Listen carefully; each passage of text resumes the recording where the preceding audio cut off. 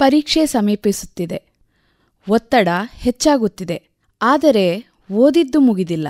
ನಿದ್ದೆ ಕೆಡುವುದು, ಆರೋಗ್ಯದ ಮೇಲೆ ಗಮನ ಇಲ್ಲದಿರುವುದು, ಹೀಗೆ ವಿದ್ಯಾರ್ಥಿಗಳಿಗೆ ಅನೇಕ ಸಮಸ್ಯೆಗಳು. ಹಾಗಾದರೆ ಪರೀಕ್ಷೆ ಸಮೀಪ ಇದ್ದಾಗ ಯಾವ ರೀತಿ ಓದಬೇಕು? ಇಂದು ನಾವು ಅದರ ಕಡೆ ಗಮನ ಹರಿಸೋಣ. ಹೇಗೆ ನಾವು ಕಡಿಮೆ ಸಮಯದಲ್ಲಿ ಹೆಚ್ಚು ಓದಿ ನಾವು ಹೇಗೆ ಅಂಕ ಗಳಿಸುವುದು? ಮೊದಲನೇದಾಗಿ ನಾವು ಕ್ವೆಶ್ಚನ್ ಪೇಪರ್ಸ್ನ ಸಾಲ್ವ್ ಮಾಡಬೇಕಾಗತ್ತೆ. ಪ್ರತಿ ವಿಷಯದಲ್ಲಿ 10 ಹಳೆಯ ಕ್ವೆಶ್ಚನ್ ಪೇಪರ್ಗಳನ್ನು ಸಾಲ್ವ್ ಮಾಡಬೇಕು.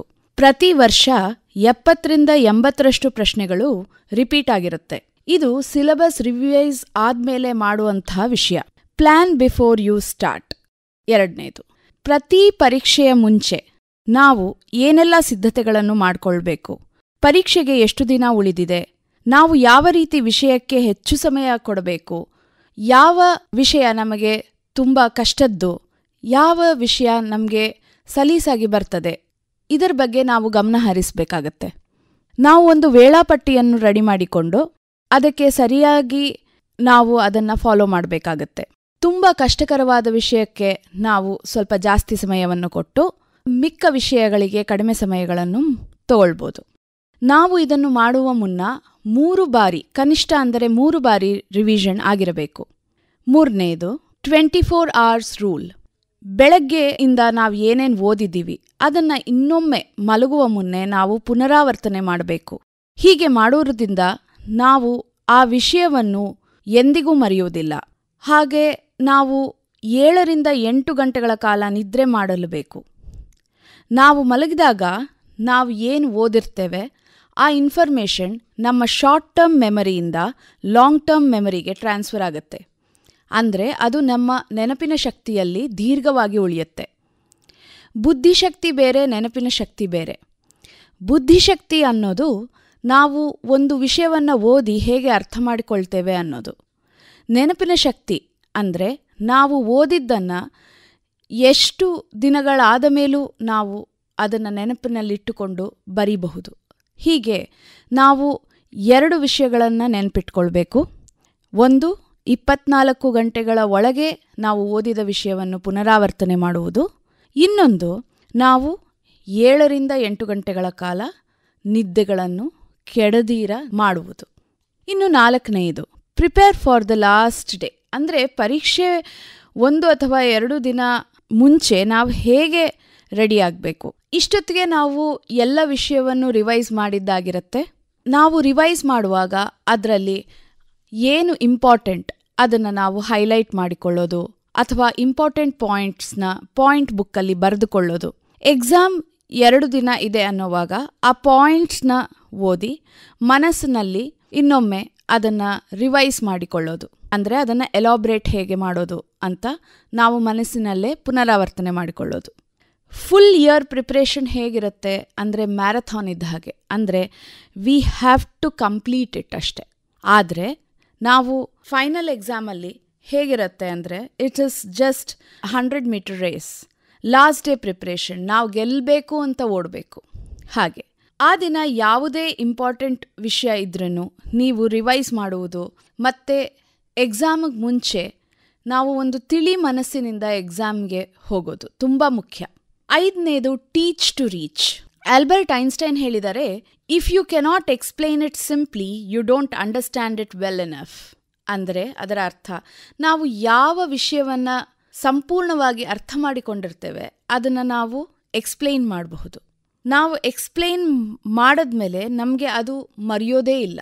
ಸೊ ನೀವು ಏನು ಮಾಡಬಹುದು, ನಿಮ್ಮ ಗೆಳೆಯರೊಟ್ಟಿಗೆ ನೀವು ಮಾತಾಡಿಕೊಂಡು ಒಂದು ವಿಷಯವನ್ನು ಒಬ್ಬರು ಓದಿ, ಇನ್ನೊಂದು ವಿಷಯವನ್ನು ಇನ್ನೊಬ್ಬರು ಓದಿ, ಒಬ್ಬರಿಗೆ ಒಬ್ಬರು ಎಕ್ಸ್ಪ್ಲೈನ್ ಮಾಡೋದ್ರಿಂದ ಅದು ನಿಮಗೆ ಯಾವತ್ತೂ ಮರೆಯೋದಿಲ್ಲ.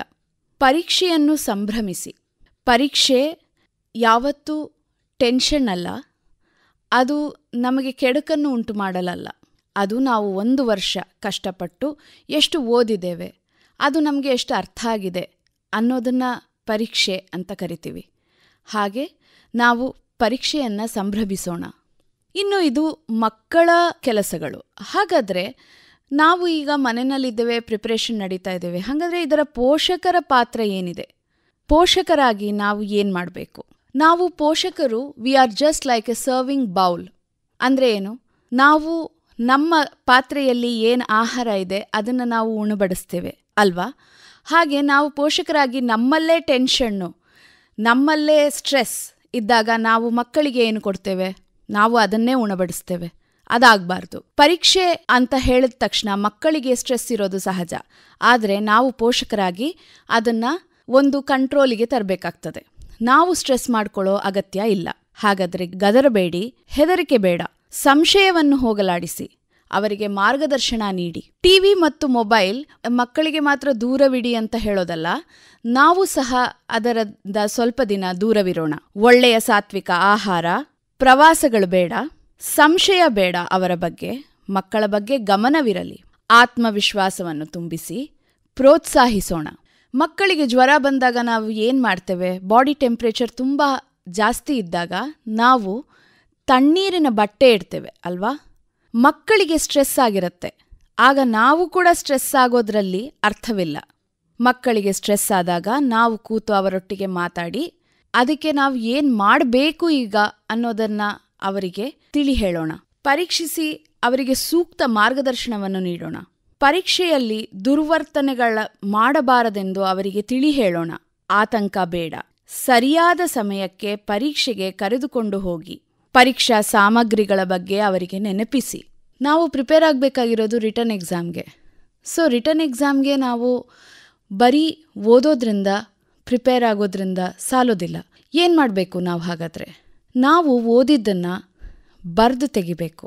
ನಮಗೆ ಈಗ ಸ್ಕೂಲುಗಳಲ್ಲಿ, ಶಾಲೆಯಲ್ಲಿ ನಮಗೆ 9 ಪೀರಿಯಡ್ ಇರುತ್ತೆ. 9 ಪೀರಿಯಡಲ್ಲಿ ಕೋಕರಿಕ್ಯುಲರ್ ಆ್ಯಕ್ಟಿವಿಟೀಸ್ದು 1 ಅಥವಾ 2 ಪೀರಿಯಡ್ನ ಬಿಟ್ಟರೆ ನಮಗೆ ಮಿಕ್ಕಿದ್ದು ಒಂದು 6 ಪೀರಿಯಡ್ ಇರುತ್ತೆ. 6 ಪೀರಿಯಡು ಕೂಡ 40ರಿಂದ 45 ನಿಮಿಷದಾಗಿರುತ್ತೆ. ಅದರಲ್ಲಿ ಅರ್ಧ ಪೇಜ್ ಅಥವಾ 1 ಪೇಜ್ ಟೆಕ್ಸ್ಟ್ ಬುಕ್ಕಿಂದ ಟೀಚರ್ ಮಾಡಿರ್ತಾರೆ. ಮತ್ತು ಕ್ವೆಶ್ಚನ್ ಆನ್ಸರ್ಸ್ ಕೊಟ್ಟಿದ್ರೆ, ನೋಟ್ಸ್ ಕೊಟ್ಟಿದ್ರೆ ಅದೊಂದು 4 ಕ್ವೆಶ್ಚನ್ ಆನ್ಸರ್ಸ್ ಕೊಟ್ಟಿರ್ತಾರೆ. ನಾವು ಏನು ಮಾಡಬೇಕು? ಆವತ್ತು ಏನು ಟೀಚರ್ ಮಾಡಿದ್ದಾರೆ ಅದನ್ನು ಸಂಜೆ ಮನೆಗೆ ಬಂದ ಮೇಲೆ ನಾವು ಅದನ್ನು ರಿವೈಸ್ ಮಾಡಲೇಬೇಕು. ಅಂದರೆ ಅದು ಬರೀ 1 ಪೇಜ್ ಓದೋದು, ಇಂಪಾರ್ಟೆಂಟ್ ಪಾಯಿಂಟ್ಸ್ನ ಮಾರ್ಕ್ ಮಾಡೋದು, ಆ ಕ್ವೆಶ್ಚನ್ ಆನ್ಸರ್ಸ್ ಕೊಟ್ಟಿರೋದನ್ನು ಓದಿ ಬುಕ್ ಮುಚ್ಚಿಟ್ಟು ನಮ್ಮದೇ ವಾಕ್ಯಗಳಲ್ಲಿ ಅದನ್ನು ನಾವು ಹೇಗೆ ಅರ್ಥ ಮಾಡ್ಕೊಂಡಿರ್ತೀವಿ ಅದನ್ನು ಬರೆದು ಮುಗಿಸೋದು. ಇದನ್ನು ಮಾಡೋದ್ರಿಂದ ನಮಗೆ ಅದು ಬಹುಕಾಲ ನೆನಪಿನ ಶಕ್ತಿನಲ್ಲೂ ಉಳಿದಿರುತ್ತೆ. ಮತ್ತು ಅದನ್ನು ನಾವು ಎಂದಿಗೂ ರಿವೈಸ್ ಇನ್ನೊಮ್ಮೆ ಮಾಡಿದಾಗ ನಾವು ಎಕ್ಸಾಮ್ ಟೈಮಲ್ಲಿ ಅದು ನಮಗೆ ಯಾವತ್ತೂ ಮರೆಯೋದಿಲ್ಲ. ಹೀಗೆ ಮಾಡೋದ್ರಿಂದ ನಮಗೆ ಅದು ತುಂಬ ದೀರ್ಘವಾಗಿ ನೆನಪಿನ ಶಕ್ತಿನಲ್ಲಿ ಉಳಿದಿರುತ್ತೆ. ಇವಾಗ ನಾವು ಬರೆಯೋವಾಗ ಇಂಪಾರ್ಟೆಂಟ್ ಪಾಯಿಂಟ್ಸ್ನ ಏನು ನಾವು ಬರೆದಿರ್ತೀವಿ, ಎಕ್ಸಾಮ್ ಸಮಯದಲ್ಲಿ ಪ್ರತಿಯೊಂದು ವಿಷಯದಲ್ಲಿ ಪ್ರತಿಯೊಂದು ಪೋರ್ಷನ್ನ ಪೂರ್ತಿ ಸಿಲೆಬಸ್ನ ಓದಲಿಕ್ಕೆ ಕಷ್ಟ ಆಗುತ್ತೆ. ಆಗ ನಾವು ಈ ಪಾಯಿಂಟ್ಸ್ ಏನು ಬರೆದುಕೊಂಡಿರ್ತೀವಿ ಅದನ್ನು ಮಾತ್ರ ಓದೋದ್ರಿಂದ ನಮಗೆ ಅದು ಬರೆಯೋದಕ್ಕೆ ಹೆಲ್ಪ್ ಆಗುತ್ತೆ ಎಕ್ಸಾಮ್ ಟೈಮಲ್ಲಿ. ಇದನ್ನು ಎಲ್ಲರೂ ಮಾಡಲೇಬೇಕು. ತುಂಬ ಮುಖ್ಯವಾಗಿ ದಿನಾಗಲೂ ಮಾಡ್ತಾ ಬಂದರೆ ಪ್ರತಿ ವರ್ಷ ಎಕ್ಸಾಮ್ ಟೈಮಲ್ಲಿ ಎಲ್ಲನೂ ಸುಲಭವಾಗುತ್ತೆ ಎಲ್ಲರಿಗೂ. ಪರೀಕ್ಷೆ ದಿನಗಳಲ್ಲಿ ನಾವು ಆರೋಗ್ಯಕರ ಆಹಾರವನ್ನು ಸೇವಿಸೋದು ಬಹಳ ಮುಖ್ಯ. ಆದಷ್ಟು ನಾವು ಮನೆಯಲ್ಲಿ ತಯಾರಿಸಿದ ಆಹಾರವನ್ನು ಸೇವಿಸೋದು ಉತ್ತಮ. ಆದಷ್ಟು ನಾವು ಪಿಜ್ಜಾ, ಬರ್ಗರ್, ಚಿಪ್ಸ್ಗಳ ಮೊರೆ ಹೋಗ್ದಿರಾ ನಮಗೆ ಸಾತ್ವಿಕ ಆಹಾರವನ್ನು ಸೇವಿಸೋದು ಬಹಳ ಮುಖ್ಯ. ನಾವು ಆರೋಗ್ಯದ ಬಗ್ಗೆ ಬಹಳ ಗಮನ ಹರಿಸಬೇಕಾಗುತ್ತೆ. ಪರೀಕ್ಷೆ ಸಮಯದಲ್ಲಿ ಒಂದು ಸ್ವಲ್ಪ ಜಾಸ್ತಿ ನೀರು ಸೇವಿಸಬೇಕು ನಾವು ಪರೀಕ್ಷೆ ಸಮಯದಲ್ಲಿ. ಆದರೆ ಪರೀಕ್ಷೆಗೆ ಹೋಗೋ ಮುನ್ನ ಜಾಸ್ತಿ ನೀರು ಕುಡಿಯೋದು ಬೇಡ. ಪರೀಕ್ಷೆ ಸಮಯದಲ್ಲಿ ನಾವು ನಿದ್ದೆನ ಕೆಟ್ಟು ತುಂಬ ಹೊತ್ತು ರಾತ್ರಿ ಓದೋದ್ರಿಂದ ನಮಗೆ ಮಾರನೇ ದಿವಸ ಪರೀಕ್ಷೆಯ ಸಮಯದಲ್ಲಿ ಕಷ್ಟ ಆಗಬಹುದು. ಹಾಗಾಗಿ ನಾವು ಆದಷ್ಟು ಪರೀಕ್ಷೆಯ ಹಿಂದಿನ ದಿವಸ ನಿದ್ದೆಗೆಡದೆ ನಾವು ಎಷ್ಟು ಸಮಯ 6ರಿಂದ 7 ಗಂಟೆಗಳ ಕಾಲ ಚೆನ್ನಾಗಿ ನಿದ್ರೆ ಮಾಡಿ ಪರೀಕ್ಷೆಗೆ ಒಂದು ಫ್ರೆಶ್ ಆಗಿ ಹೋಗೋದು ಉತ್ತಮ. ಪರೀಕ್ಷೆಯ ದಿನ ನಾವು ಪರೀಕ್ಷಾ ಹಾಲ್ ಸೇರೋ ತನಕ ನಾವು ಬುಕ್ ಕೈಯಲ್ಲಿ ಹಿಡಿದು ಓದ್ತಾ ಹೋಗೋದು, ಮತ್ತು ಗೆಳೆಯರೊಟ್ಟಿಗೆ ನೀನೇನು ಓದಿದೆ, ನಾನು ಎಷ್ಟು ಓದಿದ್ದೇನೆ ಅದನ್ನು ಡಿಸ್ಕಸ್ ಮಾಡೋದು ಅದೆಲ್ಲ ಬೇಕಾಗಿಲ್ಲ. ಪರೀಕ್ಷೆಯ ಸಮಯದಲ್ಲಿ ತಿಳಿ ಮನಸ್ಸಿನಿಂದ ಹೋಗಿ ನಾವು ಏನು ಬರಿಬೇಕು ಅನ್ನೋದರ ಬಗ್ಗೆ ಮಾತ್ರ ನಮಗೆ ಫೋಕಸ್ ಇರಬೇಕು. ಹಾಗೆ ಪರೀಕ್ಷಾ ಸಮಯಕ್ಕೆ ಹೋಗಿ ಸರಿಯಾದ ಸಮಯಕ್ಕೆ ಹೋಗಿ ನಾವು ಏನೇನು ಇಟ್ಕೊಳ್ಬೇಕು ಅಂದರೆ ಹಾಲ್ ಟಿಕೆಟ್ ಮತ್ತು ಪರೀಕ್ಷಾ ಸಾಮಗ್ರಿಗಳು ಪೆನ್ ಪೆನ್ಸಿಲ್ ಅಂಥದ್ದನ್ನು ನಾವು ರೆಡಿ ಇಟ್ಕೊಂಡು ಪರೀಕ್ಷೆಗೆ ಸರಿಯಾದ ಸಮಯಕ್ಕೆ ಹೋಗಿ ಅದನ್ನು ನಾವು ಏನು ಕೊಟ್ಟಿದ್ದಾರೆ ಕ್ವೆಶ್ಚನ್ಸ್ನ ಕರೆಕ್ಟಾಗಿ ಓದಿ ಅರ್ಥ ಮಾಡಿಕೊಂಡು ಅದಕ್ಕೆ ತಕ್ಕನಾದ ಉತ್ತರಗಳನ್ನು ಬರಿಬೇಕು. ಅದಕ್ಕೆ ತಕ್ಕನಾದ ಉತ್ತರಗಳನ್ನು ಬರೆದು ಕೆಲವೊಂದು ಕೀವರ್ಡ್ಸ್ ಅಂತ ಇರುತ್ತೆ, ಅದನ್ನು ನಾವು ಹೈಲೈಟ್ ಮಾಡಬಹುದು, ಅಂದರೆ ಅಂಡರ್ಲೈನ್ ಮಾಡಬಹುದು. ಪೆನ್ಸಿಲ್ನಲ್ಲಿ ಬ್ಲೂ ಪೆನ್ನಲ್ಲಿ ಬರೆದು ಪೆನ್ಸಿಲಲ್ಲಿ ನೀವು ಅಂಡರ್ಲೈನ್ ಮಾಡೋದ್ರಿಂದ ನೀವು ಕೀವರ್ಡ್ಸ್ ಬರೆದಿರ್ತೀರ, ಹಾಗೆ ನಿಮಗೆ ಹೆಚ್ಚು ಅಂಕಗಳು ಸಿಗುತ್ತೆ. ಆ ಆನ್ಸರ್ಗೆ ಏನು ಇಂಪಾರ್ಟೆಂಟು ಅದನ್ನು ಅರ್ಥ ಮಾಡಿಕೊಂಡು ಬರೆಯೋದು ತುಂಬ ಒಳ್ಳೆಯದು. ಮ್ಯಾಥ್ಸ್ನಲ್ಲಿ ನಾವು ಸ್ಟೆಪ್ಸ್ಗೆ ನಮಗೆ ಅಂಕಗಳು ಸಿಗುತ್ತೆ. ಹಾಗೆ ನಾವು ಪ್ರತಿಯೊಂದು ಸ್ಟೆಪ್ಸನ್ನು ಎಲಾಬ್ರೇಟ್ ಮಾಡಿ ಅದರದ್ದು ವರ್ಕಿಂಗ್ ಕಾಲಮಲ್ಲಿ ತೋರಿಸಿ ಬರೆಯೋದು ತುಂಬ ಮುಖ್ಯ. ಇಂಗ್ಲೀಷ್, ಸೈನ್ಸ್ ಮತ್ತು ಸೋಷಿಯಲಲ್ಲಿ ಕೀವರ್ಡ್ಸ್ ಏನಿರುತ್ತೆ ಅದನ್ನು ಬರೆಯೋದು ತುಂಬ ಮುಖ್ಯ. ಮ್ಯಾಥ್ಸಲ್ಲಿ ಪ್ರತಿಯೊಂದು ಸ್ಟೆಪ್ಸ್ನ ಫಾಲೋ ಮಾಡೋದು ತುಂಬ ಮುಖ್ಯ ಆಗಿರುತ್ತೆ. ಹೀಗೆ ಪ್ರತಿ ವಿಷಯದಲ್ಲಿ ಅದರದ್ದೇ ಆದ ಒಂದು ಟೆಕ್ನಿಕ್ ಇರುತ್ತೆ. ನಾವು ಉತ್ತರ ಬರೆಯೋದೆಲ್ಲ ಹೇಗೆ ಬರಿಬೇಕು ಅನ್ನೋದು ಅದನ್ನೆಲ್ಲ ನಾವು ಪರೀಕ್ಷೆಗೆ ಮುಂಚೆ ಒಂದು ಕ್ರಮಬದ್ಧವಾಗಿ ಅದನ್ನು ಏನು ಮಾಡಬೇಕು ಅನ್ನೋದನ್ನು ನಾವು ಪಟ್ಟಿಯನ್ನು ತಯಾರಿಸ್ಕೊಂಡು ನಾವು ಎಕ್ಸಾಮ್ನಲ್ಲಿ ಅದನ್ನು ಬರಿಬೇಕಾಗುತ್ತೆ. ಪರೀಕ್ಷಾ ಸಮಯದಲ್ಲಿ ಆದಷ್ಟು ನಾವು ಯಾವುದೇ ಕಾರಣಕ್ಕೂ ಹಲವು ಗಂಟೆಗಳ ಕಾಲ ಸತತವಾಗಿ ಅಧ್ಯಯನ ಮಾಡುವುದು ಒಳ್ಳೆಯದಲ್ಲ. ಬಿಡುವಿಲ್ಲದೆ ನಿರಂತರವಾಗಿ ಓದುವುದರಿಂದ ಏಕಾಗ್ರತೆ ಇರೋದಿಲ್ಲ. ಇದು ನಿಮ್ಮ ಏಕಾಗ್ರತೆಗೆ ಭಂಗ ತರುತ್ತದೆ. ಇದರಿಂದ ಮೆದುಳಿನ ಮೇಲೆ ಅನಗತ್ಯ ಒತ್ತಡ ಬೀಳುತ್ತದೆ. ಪ್ರತಿಯೊಂದು ಗಂಟೆಯ ಅಧ್ಯಯನದ ನಂತರ ಕನಿಷ್ಠ 5ರಿಂದ 10 ನಿಮಿಷಗಳಾದರೂ ವಿರಾಮ ಪಡೆದುಕೊಳ್ಳಿ. ಸಣ್ಣ ಪುಟ್ಟ ವ್ಯಾಯಾಮ ಮಾಡಿ, ಇಲ್ಲವೇ ಕೆಲ ಹೊತ್ತು ಓಡಾಡಿ. ಇದರಿಂದ ರಕ್ತ ಸಂಚಾರ ಉತ್ತಮಗೊಂಡು ಮೆದುಳಿಗೆ ಅಗತ್ಯವಾದ ವಿಶ್ರಾಂತಿ ದೊರಕುತ್ತದೆ. ರಾತ್ರಿ ಬಹುಹೊತ್ತಿನವರೆಗೆ ನಿದ್ದೆಗೆಟ್ಟು ಓದುವುದಕ್ಕಿಂತ ಬೆಳಗ್ಗೆ ಬೇಗ ಎದ್ದು ಓದುವುದು ಬಹಳ ಒಳ್ಳೆಯ ಅಭ್ಯಾಸ. ಪರೀಕ್ಷೆಯ ದಿನಗಳು ಹತ್ತಿರ ಬಂದಂತೆ ನೀವು ಓದುವ ಸಮಯವನ್ನು ಕ್ರಮೇಣ ಹೆಚ್ಚಿಸುತ್ತಾ ಹೋಗುವುದು ಖಂಡಿತ ಒಳ್ಳೆಯದು. ನೀವು ಕ್ರಮಬದ್ಧವಾಗಿ ಅಧ್ಯಯನ ಮಾಡಿದರೆ ಈ ಸಮಸ್ಯೆ ಖಂಡಿತ ಉದ್ಭವಿಸುವುದಿಲ್ಲ. ಪರೀಕ್ಷೆ ಸಮೀಪಿಸುತ್ತಿರುತ್ತಿದ್ದಂತೆ ನಿಮ್ಮ ದೇಹಕ್ಕೆ, ವಿಶೇಷವಾಗಿ ಮೆದುಳಿಗೆ ಹೆಚ್ಚಿನ ವಿಶ್ರಾಂತಿ ಅವಶ್ಯಕ. ಇದರ ಜೊತೆಗೆ ನಿದ್ದೆಗೆಟ್ಟು ಓದುವುದು ಒಳ್ಳೆಯದಲ್ಲ. ನಿಮ್ಮ ವಯಸ್ಸಿಗೆ ಕನಿಷ್ಠ 6 ಗಂಟೆ ನಿದ್ದೆ ಅತ್ಯವಶ್ಯಕ. ನಿಮ್ಮ ಹಾಗೂ ಅಧ್ಯಯನಶೀಲರಾಗಿರುವ ಸಮಾನ ಮನಸ್ಸಿನ ಗೆಳೆಯರ ಜೊತೆಗೆ ಪ್ರತಿದಿನ ಸಂಜೆ 1 ಗಂಟೆ ಕಾಲ ಕಳೆಯಿರಿ. ಆ ದಿನ ನೀವು ಓದಿದ ವಿಷಯದ ಬಗ್ಗೆ ಪರಸ್ಪರ ಗುಂಪಿನಲ್ಲಿ ಚರ್ಚೆ ಮಾಡಿಸಿ. ನೀವು ಓದಿರುವ ಅಧ್ಯಯನದಲ್ಲಿನ ಕ್ಲಿಷ್ಟ ಅಂಶಗಳ ಬಗ್ಗೆ ಪರಸ್ಪರ ಚರ್ಚೆ ಮಾಡಿ. ಸಮಯದ ಸದುಪಯೋಗ ಪಡಿಸಿಕೊಳ್ಳಿ. ಓದುತ್ತಾ ಕೇಳಿಸಿಕೊಂಡದ್ದನ್ನು ಸಾಕಷ್ಟು ಕಾಲ ನೆನಪಿನಲ್ಲಿ ಉಳಿಯುತ್ತದೆ. ಓದುವುದರ ಜೊತೆಗೆ ಕೇಳಿಸಿಕೊಂಡು ಪರಸ್ಪರ ಚರ್ಚೆ ಮಾಡಿ ವಿಷಯಗಳ ಬಹು ದೀರ್ಘಕಾಲ ನೆನಪಿನಲ್ಲಿ ಕೂಡ ಉಳಿಯುತ್ತದೆ. ಪರೀಕ್ಷಾ ಸಿದ್ಧತೆಯ ಈ ದಿನಗಳಲ್ಲಿ ನಿಮ್ಮ ಮನಸ್ಸು ಸಾಧ್ಯವಾದಷ್ಟು ನಿರ್ಮಲವಾಗಿ, ಪ್ರಶಾಂತವಾಗಿ ಇರಬೇಕು. ಅದಕ್ಕೆ ಪೂರಕವಾಗಿ ನಿಮ್ಮ ವರ್ತನೆ ಇರಬೇಕು. ಉದ್ವೇಗಕ್ಕೆ ಒಳಗಾಗಬೇಡಿ. ಅಂತಹ ಯಾವುದೇ ಸಂದರ್ಭ ಅಕಸ್ಮಾತ್ತಾಗಿ ಎದುರಾದಲ್ಲಿ ಅದನ್ನು ಮನಸ್ಸಿಗೆ ಹಚ್ಚಿಕೊಳ್ಳಬೇಡಿ. ನಿಮ್ಮ ಮನಸ್ಸು ಪ್ರಶಾಂತವಾಗಿದ್ದರೆ ನಿಮ್ಮ ಆತ್ಮವಿಶ್ವಾಸಕ್ಕೆ ಯಾವುದೇ ಕುಂದು ಬರುವುದಿಲ್ಲ ಹಾಗೂ ನಿಮ್ಮ ಏಕಾಗ್ರತೆಗೆ ಭಂಗ ಉಂಟಾಗುವುದಿಲ್ಲ. ನೀವು ಗಮನಿಸಲೇಬೇಕಾದ ಇನ್ನೊಂದು ಪ್ರಮುಖ ಅಂಶವೆಂದರೆ ಪರೀಕ್ಷೆ ಮುಗಿಯುವವರೆಗೆ ನಿಮ್ಮ ಮನಸ್ಸನ್ನು ಕೆಡಿಸುವ ಮೊಬೈಲ್, ಲ್ಯಾಪ್ಟಾಪ್ ಮುಂತಾದ ಎಲೆಕ್ಟ್ರಾನಿಕ್ ಉಪಕರಣಗಳ ಬಳಕೆಗಳನ್ನು ನಿಲ್ಲಿಸುವುದು. ನಿಮ್ಮ ವಿದ್ಯಾರ್ಥಿ ಜೀವನಕ್ಕೆ ಅವು ಅನಿವಾರ್ಯವೇನಿಲ್ಲ.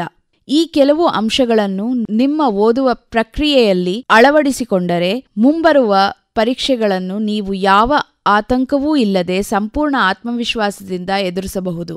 ಪರೀಕ್ಷಾ ಸಮಯದಲ್ಲಿ ನಿಮ್ಮ ವಿವಿಧ ಚಟುವಟಿಕೆಗಳ ಮಧ್ಯೆ ದೇಹದ ಎಲ್ಲ ಜೀವಕೋಶಗಳಿಗೆ ಬೇಕಾಗುವ ಶಕ್ತಿಯನ್ನು ಒದಗಿಸುವ ನಿಮ್ಮ ಆಹಾರದ ಪೋಷಕಾಂಶಗಳು ಎಂಬುದು ನಿಮಗೆ ತಿಳಿದ ವಿಷಯ. ಓದಿದ್ದು ನೆನಪಿರಬೇಕಾದರೆ ವಿಶೇಷವಾಗಿ ಮೆದುಳಿನ ನರಕೋಶಗಳಿಗೆ ನಿರಂತರವಾಗಿ ಶಕ್ತಿಯ ಬಿಡುಗಡೆ ಆಗಬೇಕು. ಹೀಗಾಗಿ ಕಾಲಕಾಲಕ್ಕೆ ಸರಿಯಾಗಿ ಪೌಷ್ಟಿಕವಾದ ಆಹಾರ ಸೇವಿಸುವುದು ಈ ಸಮಯದಲ್ಲಿ ಅತ್ಯಂತ ಮುಖ್ಯ. ಓದಿನ ಒತ್ತಡದಲ್ಲಿ ಆಹಾರ ಸೇವನೆಯನ್ನು ಮುಂದೂಡುವುದು ಸರಿಯಲ್ಲ. ಅಲ್ಲದೆ ಈ ಸಮಯದಲ್ಲಿ ಕಾಫಿ, ಟೀ ಮುಂತಾದ ಉತ್ತೇಜಕ ಪಾನೀಯಗಳನ್ನು ಹೆಚ್ಚಾಗಿ ಸೇವಿಸುವುದು ಒಳ್ಳೆಯದಲ್ಲ. ಪೋಷಕರೇ, ಗಮನವಿರಲಿ, ನಾವು ಪೋಷಣೆಯಷ್ಟೇ ಮಾಡಬೇಕು.